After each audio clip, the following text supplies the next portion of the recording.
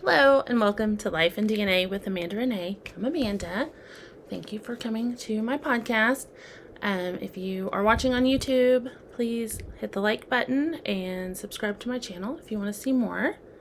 Today I'm going to be going through and showing you the binder system that I use in homeschooling to kind of keep us organized and on track. So yeah, I'm excited to show you guys that. First, I want to tell you if you want to join me over on Patreon, I have 2 book clubs that I'm starting over there. One is with my freshmen in high school. We'll be going through some of the classics, whatever she and I picked together for her to read this year. We will be putting out a reading schedule and a monthly recap video. Part of that will be her grade. We'll be going over discussion questions. There'll be a chat with that. And like I said, a monthly recap video with the 2 of us. And I hope you join us on that one. Also, I'm starting a Studious Wives book club. And the first book we're going to go over is The Empowered Wife by Laura Doyle. I have read this on an ebook last year and loved it, but I'm like a physical book kind of girl. I like to underline, highlight, write notes, and we'll be going through this book. We're starting that, both of those we're starting up next week. And I'll have a reading schedule for this also. But this one I'm going to do every other week. I'll do a video and have questions and go over things. And I just kind of hope that you join me and go through those together. The high school one is $5 a month. The wives one, because it'll be every other week, will be $10 a month. So yeah, I hope you join me over there. On the high school one, we're going to be starting out with The Count of Monte Cristo, the unabridged version. That one, I found it on iBooks for free. My daughter's trying to find it through the library app, the Libby app. I haven't found out whether she found that or not yet. But I don't think it's $10-12, I think, on Amazon, somewhere around there. I'll probably end up getting a hard copy of that eventually. The Empowered Wife is on Amazon. I can't remember how much it was, but it wasn't very much, probably under $15. So I hope you join me over there. Yeah, every year for homeschooling, I showed you my planner. I have a planner for each kid because I like to have room to write. My vision, I have astigmatism, and so I can't have it just a jumbled mess. Some of the planners have it where, some people use them for multiple kids. I've tried that before, and it just doesn't work great for me. I like to have room to write out what I'm doing. Like for my son, he has 8 classes. 8 courses. 2 of them are only a few days a week. And so I got to write. So everything he's going to do Monday is listed there, through the days of the week. And then so I have another one of these on order for our daughter. And I'll put the same thing. Everything she'll have to do Monday will be all in one little column. But I like to have room to write little notes and stuff, or like with my son, some of his classes have to go 2 in a section, because he has 2 grammar courses right now. So I like to be able to write. So each kid gets their own. Also, our daughter's in high school, so she needs access to herself. I just fill it in typically, and then she just takes it for the week and checks off as she does it. With her being a freshman, I'll be a little more hands-on with her than I have been the past few years, and I'm going to try and be a little less hands-on with our son. But So each kid has the planner, and that tells them what they do each day. But I set up binders. I have a binder for each kid for me, and then each kid has their own binder with the stuff that they need for the year in it. At the first of each binder set, Master Books has a cumulative record set of papers that you can order. I think it's like $12 or $15, and it comes with, it tells you how to use it. There's a place to write all the kids' information, what they look like. There's places for pictures. I don't have one of those little portable printable picture printers. I don't have one of those. I keep meaning to get one, and I keep not getting one because I need to print out their pictures and post them in here, but I haven't ever done that. And I've also noticed I need to go back and fill in information. They didn't have this when I first started using Masterbooks. And then when they did, my daughter was already in 5th grade, so I need to go back and put in what she used before that. But it's a way to keep track of their progress, their grades. A lot of times in homeschooling, you don't really actually grade things. Now that she's in high school, I will have to. I started doing that a little more. She had a lot more quizzes and things like that last year, so she did actually get some things graded. But I typically like to just go over things with the kids, and I check it, and anything they missed, I go over it with them to make sure that they really understood it and got what they were learning. So then they kind of end up making 100 after that. So the grading system's kind of a work in progress now that she's in high school.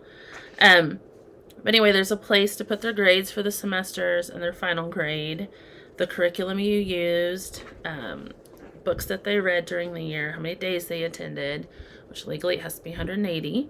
The way we homeschool, there are days that I could count as schooling, like field trips and things that they do, things that public school would count as schooling, but we do physically 180 days of book work, so I count that. They actually get way more days of schooling than that, but as far as book work, we do 180 days of that.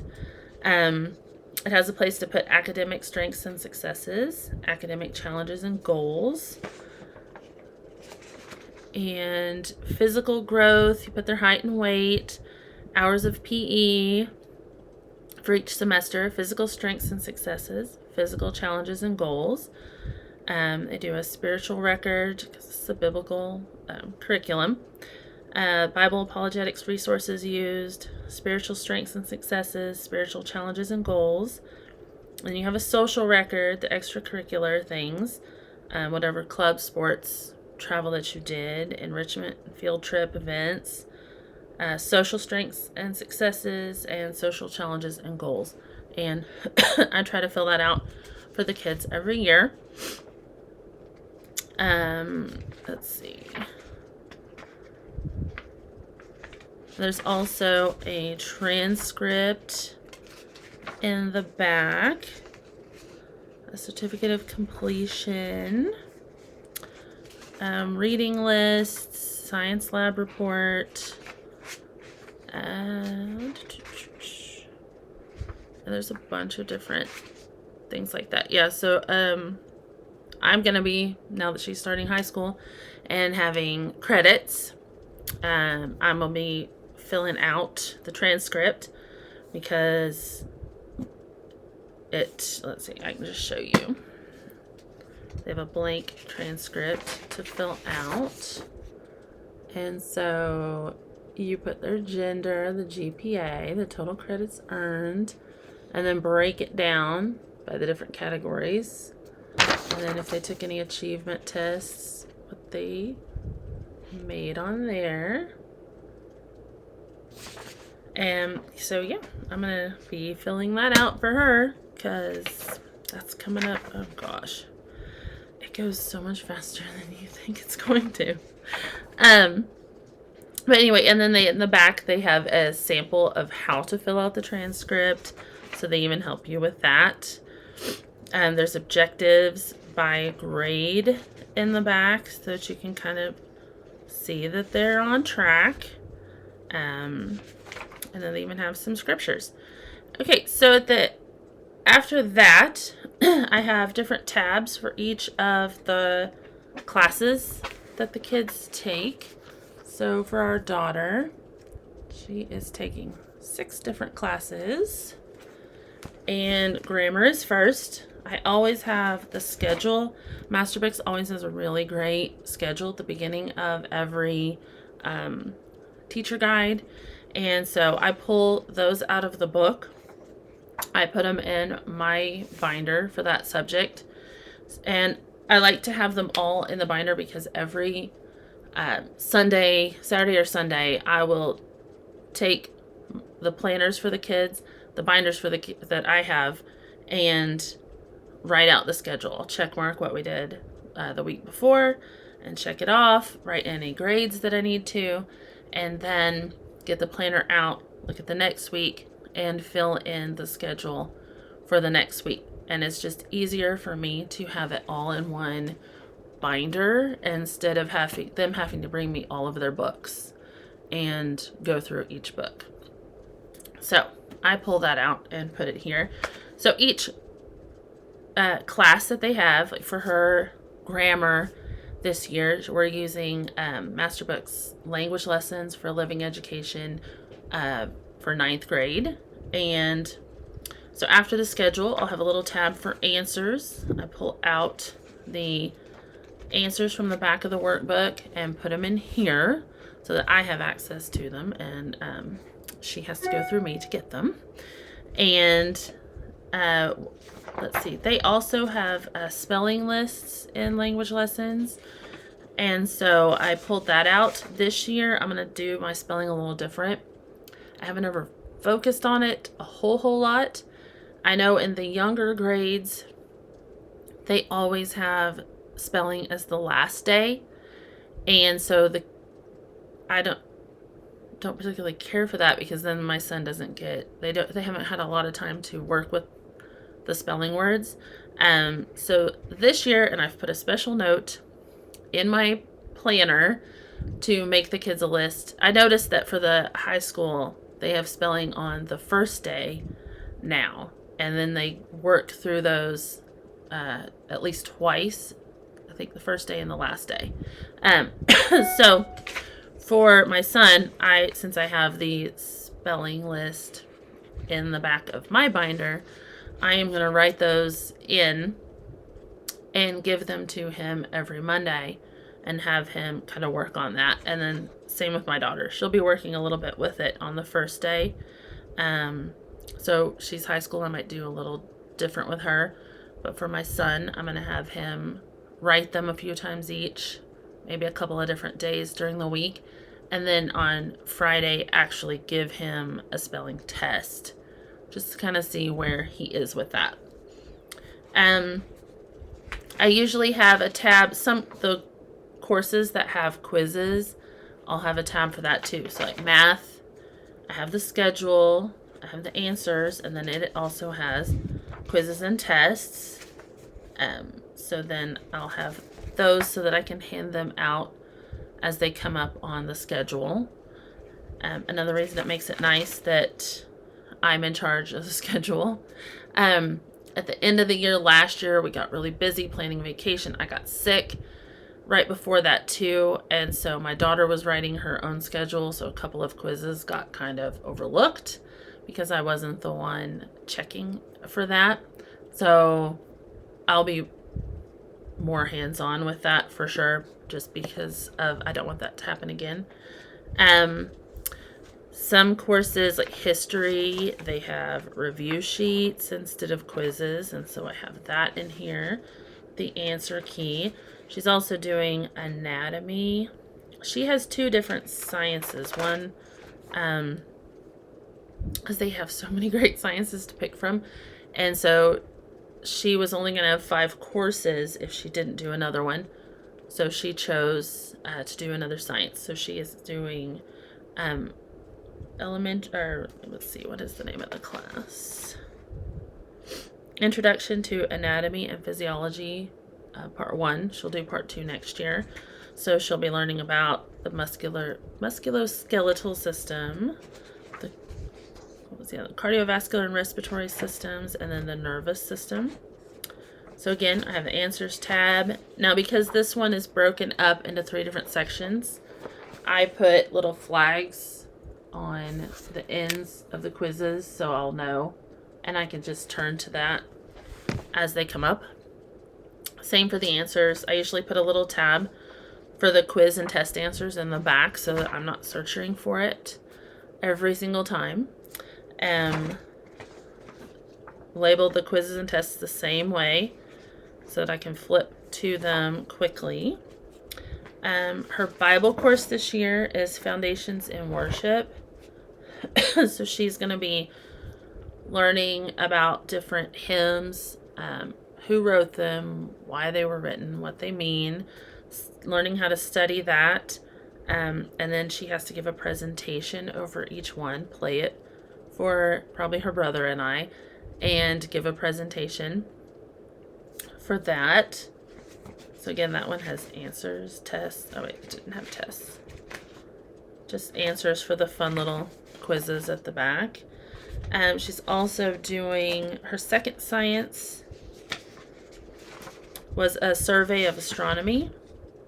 She's always been interested in astronomy. Again, that one uses several different books, so I had to kind of tab that a little bit. And then that is all the courses that she's taking. So that is basically what I put in my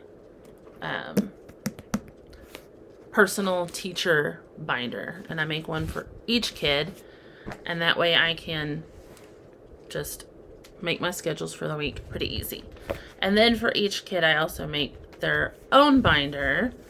This is the one my son picked out. I love, he's 5th grade and still picked out a cute little teddy bear. That's adorable. I put a couple of folders at the front for them to save their work. Sometimes I'll just put I'll laminate. This was left over from last year, the periodic table, in case it comes up. So he had cursive last year, and he's really, really good at writing in cursive. I was very surprised with him being a boy.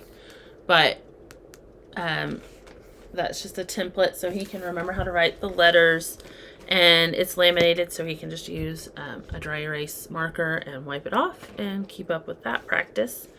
I like using, especially for theirs, I think in the teacher binder that I have for my son, because there's usually more papers that I have to keep up with than there are for our daughter. I like these little, they're tab separators, but they also have folders on the front and the back so I can keep papers. But I do that so they can keep, I have that for them so that for each subject, if there's quizzes, and especially because my daughter keeps up with that for herself, they can either stick them in the pocket or put them in the ring binder if they want. A lot of times the language lessons has helps. This last time I found it easier to just leave it in the back of the book for the grammar, because it was easier for him to flip back and forth than to go physically get his binder. He doesn't typically bring it with him every day when we do school. Math has a lot of helps. Their math class also has a lot of things to laminate, and then I keep them in here so that he can just fill them out and do his. They had the multiplication grid, common factors chart, which he will be starting soon. Reducing fractions, going from fractions to decimals to percents, least common multiple, least common denominator charts, things like that, that he'll use over and over throughout the year. He was a grade ahead in math for years.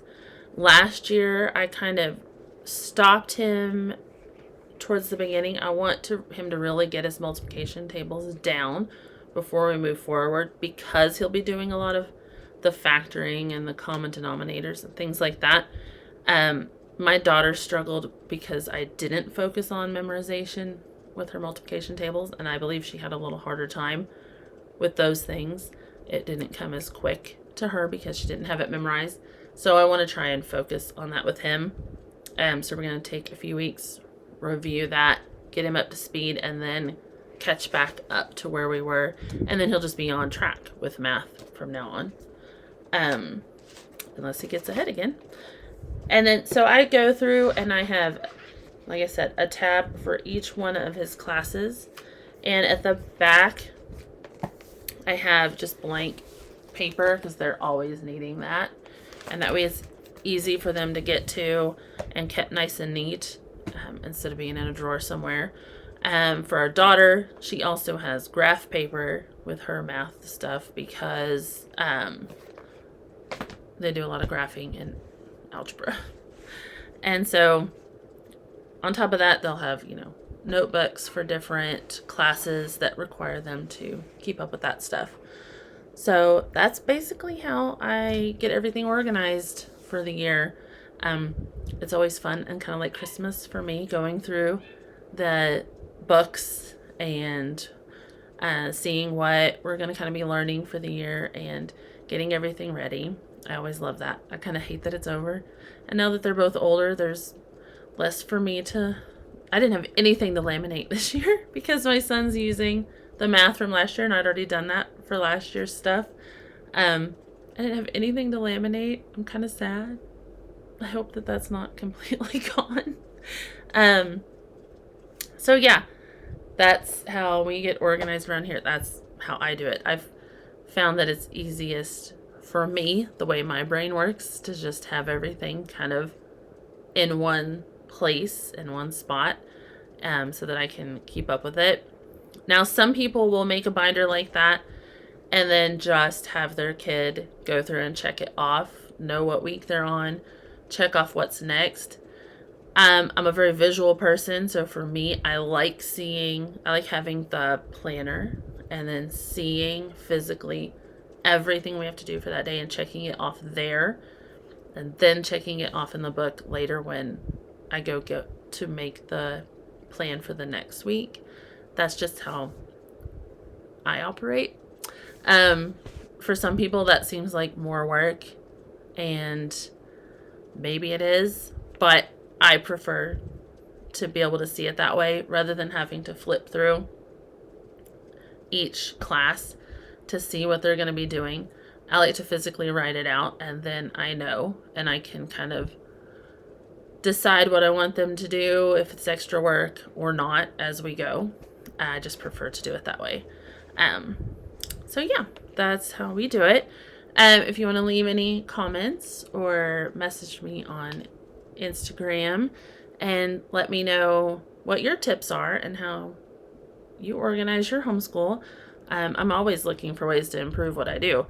And don't forget the 2 book clubs on Patreon. We will be starting them next week. The Count of Monte Cristo for the high school book club, and the Empowered Wife with the Studious Wives book club. I'm excited to get started. I've already read the first couple chapters of this again and taken notes, and yeah, I'm really excited to get started on that one. And I will probably record the video for that one in the next couple weeks and have it up and ready. So I hope you join me over there, and I will see you guys next time. And don't forget to hit the like button if you're watching on YouTube, and subscribe to my channel. And if you're listening on the podcast, if you don't mind scrolling to the bottom and leaving a review, I'd appreciate it. And I will see you guys next time. Bye.